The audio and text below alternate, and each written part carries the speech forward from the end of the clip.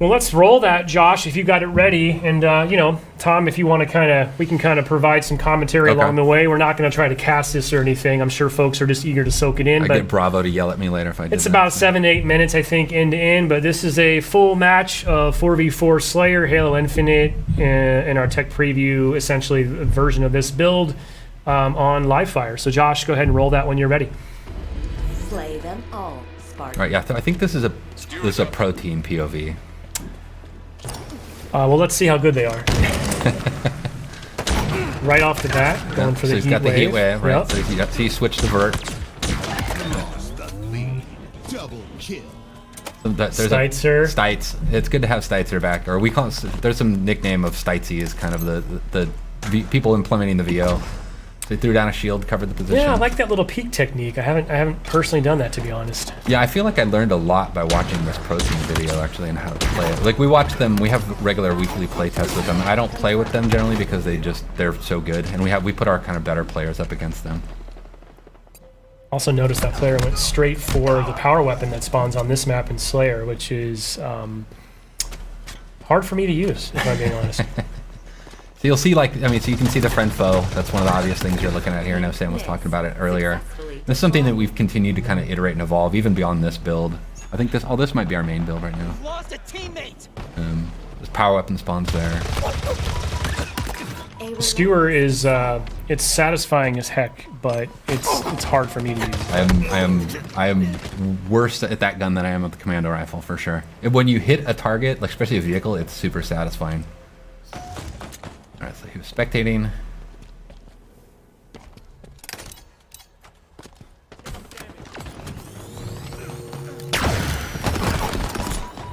He missed the neutral. Tried for it. Tried for it. Grenade successful.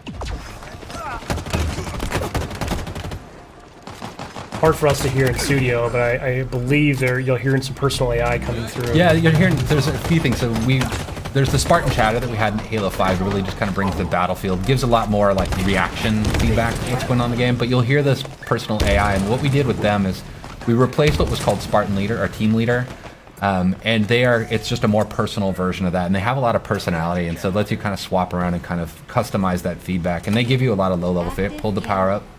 Yeah, I was just going to mention, you know, that's a change, right? It doesn't activate on pickup anymore. You can hold on to it.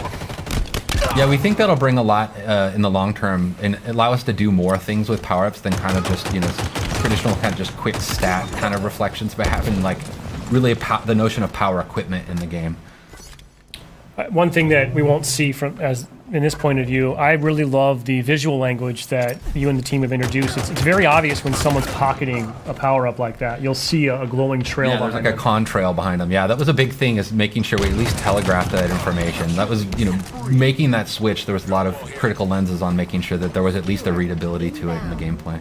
I mean, so now it's sort of that risk-reward, right? Do I hold this and wait for that final push? Do I burn it now so I don't lose it? Yeah, you make a lot of choices that way. Like I sometimes will pocket it and think I'm getting cocky, and then I'll lose it, and I'll give like overshow. That was a dope.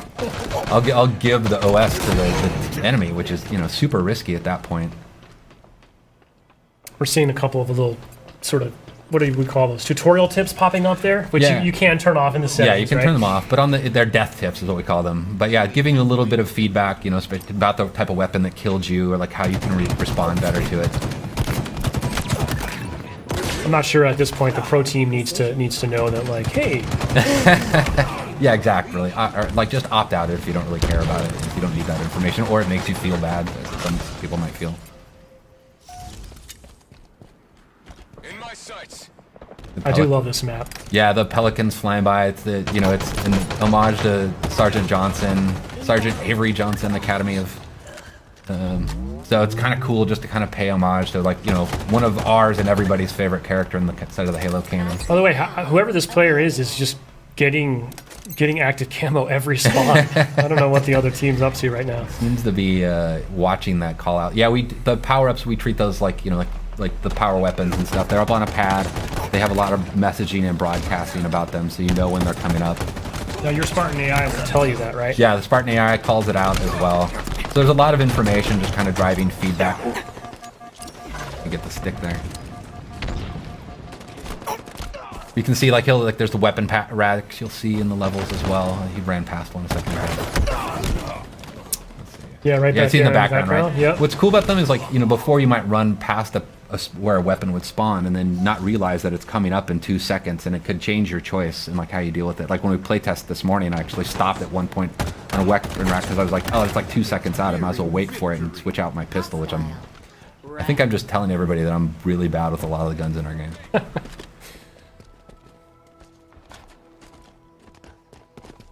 Watch my back.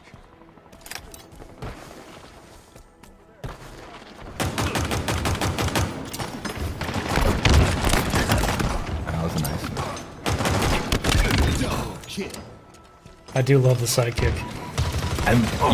It's really cool, and like when somebody's really good with it, it's really threatening because they can just feather that thing super fast and just crack This people. this player really likes this little like drop wall kind of Covering a technique, post, huh? yeah. And, like kind of locking down an entryway so they can watch their backs.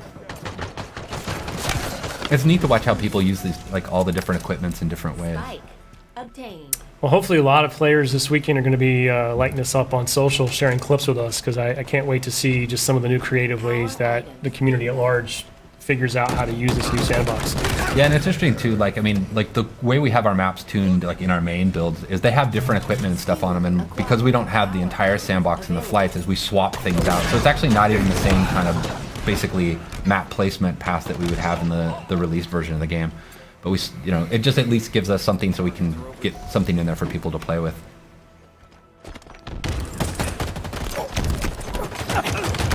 Oh, match is getting close. You can hear the music starting to kick up, kind of signifying the end of the match is coming. I do love that. The multiplayer music, very cool. I'm really proud of the multiplayer music. There's a cool story about how we got to basically getting the music in the game.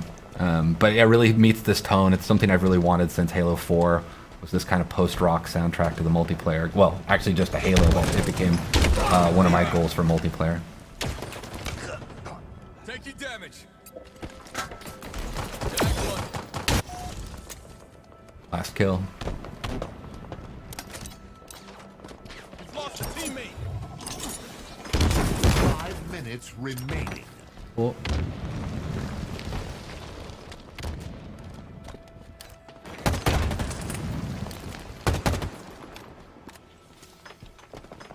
In my sights. Victory. Halo's got some drama. It Oh, is. they got There it. we go. Somebody else got it. There we go. Cool. Yeah, that was actually me playing. Oh, was you? My- Nicely done. Since we won. Nicely done. I'm proud.